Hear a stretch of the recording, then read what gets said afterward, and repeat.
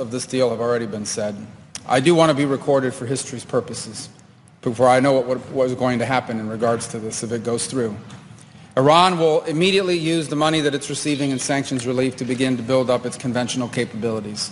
It will establish the most dominant military power in the region outside of the United States, and it will raise the price of us operating in the region. They're going to build anti-access capabilities, rockets capable of destroying our aircraft carriers and ships, continue to build these swift boats that are able to come on us, these fast boats that are able to swarm our naval assets. And they'll make it harder and harder for U.S. troops to be in the region.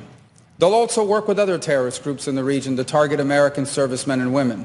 And they may or may not deny that they're involved, but they will target us and raise the price of our presence in the Middle East until they hope to completely pull us out of that region.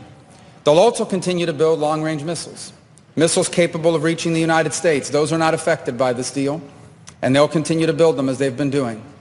And then at some point in the near future, when the time is right, they will build a nuclear weapon. And they will do so because at that point they will know that they have become immune, that we will no longer be able to strike their nuclear program because the price of doing so will be too high. This is not just a work of imagination. It exists in the world today. It's called North Korea, where a lunatic possesses dozens of nuclear weapons and a long-range rocket that can already reach the United States. And we cannot do anything about it. An attack on North Korea today would result in an attack on Tokyo, or Seoul, or Guam, or Hawaii, or California. And so the world must now live with a lunatic in possession of nuclear weapons. And this is the goal Iran has as well, to reach a point where they become immune to any sort of credible military threat because the price of a military strike would be too high. And then they become an established nuclear weapons power. And never in the history of the world has such a regime ever possessed weapons so capable of destruction. Iran is led by a supreme leader who is a radical Shia cleric with an apocalyptic vision of the future.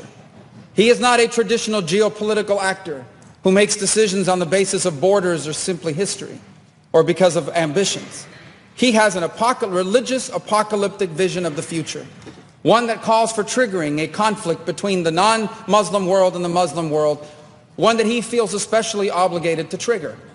And he's going to possess nuclear weapons. This is the world that we are on the verge of leaving our children to inherit. And perhaps we ourselves will have to share in it.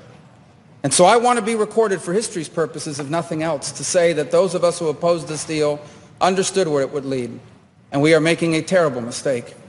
And I fear that a passage of this deal will make it even harder for us to prevent it.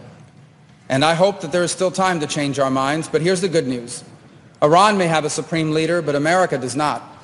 In this nation, we have a republic, and soon we will have new leaders, perhaps in this chamber, but also in the executive branch.